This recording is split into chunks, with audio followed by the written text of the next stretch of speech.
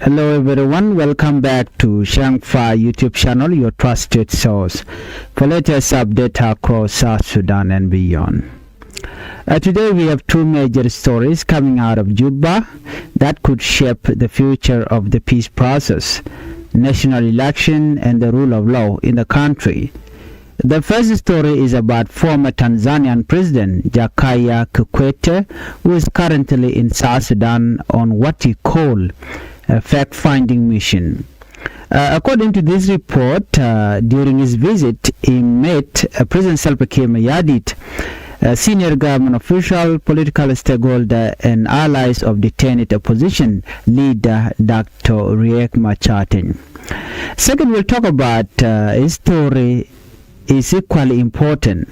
Lawyer representing former Vice President Dr. Benjamin Bolmel have strongly pushed back against Justice Minister Michael Makwelwet's demand for an apology and have warned that the government could face legal action. These are not just ordinary political meetings. These are developments may have serious consequences for South Sudan peace roadmap and the planned election later this year. So please stay with us until the end as we break down everything. If you are new here to Changfied YouTube channel, please make sure you subscribe and you turn on the notification bell so whenever we upload a new video you can be notified. Let us start our report with Kikwete arrive in Juba.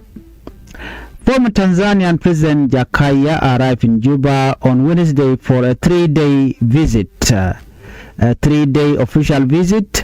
This visit has already attracted a lot of attention both inside and outside South Sudan. Kikwete is not visiting as a former president only. He is now serving as the African Union High Representative for the Horn of Africa and the Red Sea with a special mandate on South Sudan. This means his mission is very important. He was appointed to this position on March 24th. His arrival comes at a very critical time when South Sudan is still facing political uncertainty. Many parts of the 2018 peace agreement remain incomplete. Violence continues in some regions across South Sudan. There are ongoing concerns about political detention. At the same time, the country is expected to hold election in December 2026. Because of this, Kikwete visit is being closely watched. After arriving, he said clearly that this was an exploratory and fact-finding mission. In simple words, he came to understand what is really happening on the ground in South Sudan. He wants to hear directly from all sides before reporting back to the African Union. This is why he has been meeting government officials, opposition leaders, and civil society voices. Let's look at his meeting with President Salva Kiir Mayardit. One of the first major meetings during the visit was President Salva Kiir. The meeting took place in Juba and included senior minister and presidential official. This discussion focused mainly on political future of the country. According to Kikwete, President Salva Kiir Mayardit assured him that the government remained determined to hold election this year. This is a very important statement. For many months, there has been uncertainty over whether the election would happen on time. Many people fear another extension of the transitional period could happen. But according to Kikwete, President Salva Kiir Mayardit said there would be no extension. That statement alone may become one of the biggest headlines from this visit. Now, many citizens are asking whether the country is truly ready for election or not. This is because important part of the peace deal are still unfinished. And this includes security sector reform remain incomplete, constitutional reform are still ongoing, many displaced citizens are still waiting to return home safely. These issues raise serious questions. Can South Sudan hold peaceful election under the current condition? This is one of the major debates now.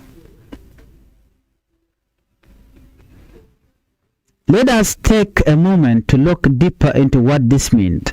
If election happened in December, this could make a major political turning point.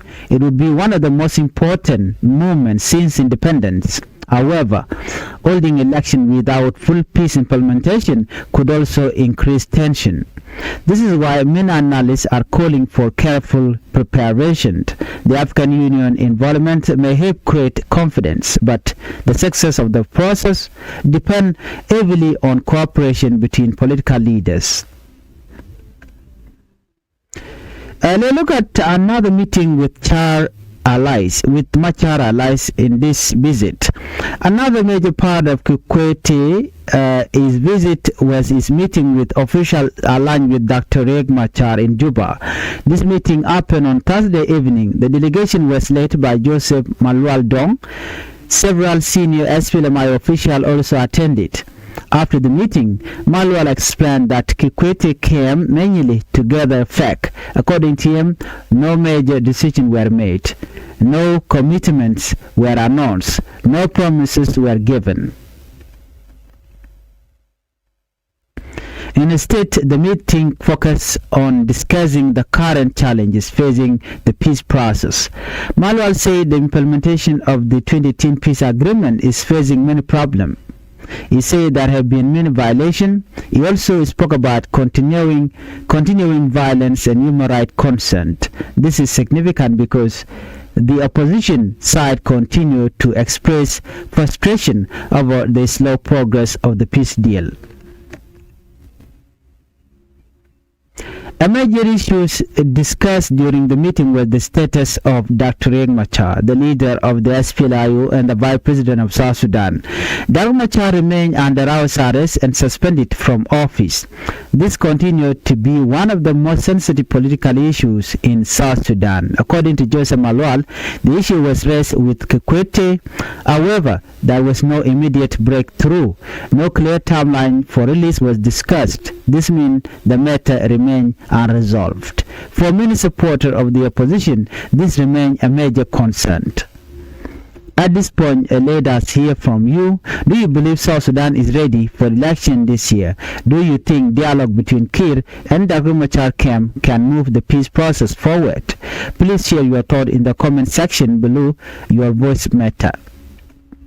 Joseph Malual also made a strong call for dialogue. He said the country needs genuine talk between all political actors. According to him, dialogue is the only way or the only path forward.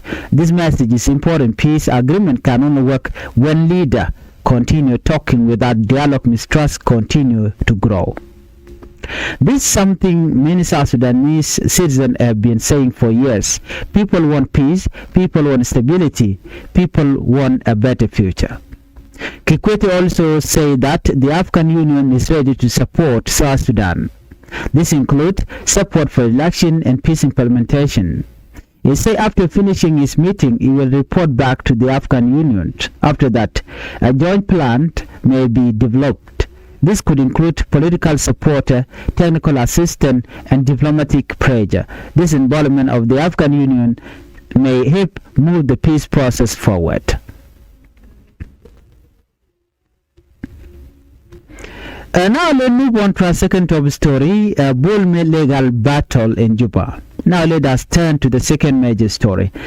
This story is about former Vice President Dr. Benjamin Bolmel. His legal team has strongly rejected a demand from Justice Minister Michael McQuailwes. The minister reportedly asked the lawyer to apologize over the tone of a legal petition. The petition was seeking the release of their client.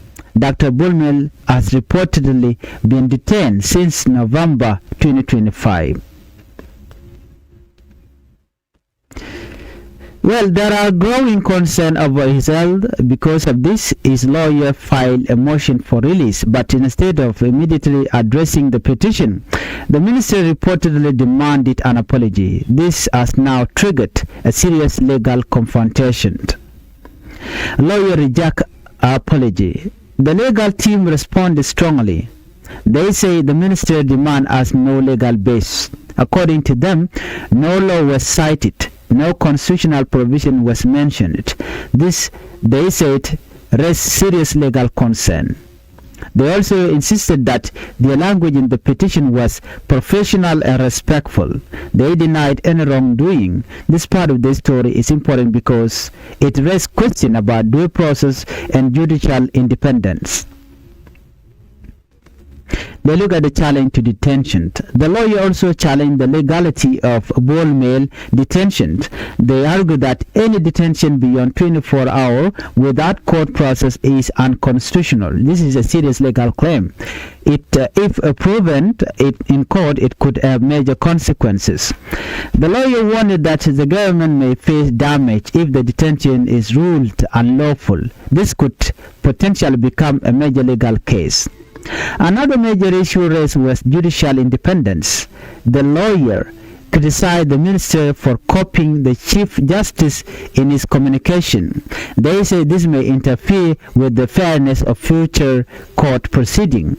This adds another layer of legal and political tension. Both stories show that South Sudan is at a critical moment. On one side, international diplomacy is trying to revive peace.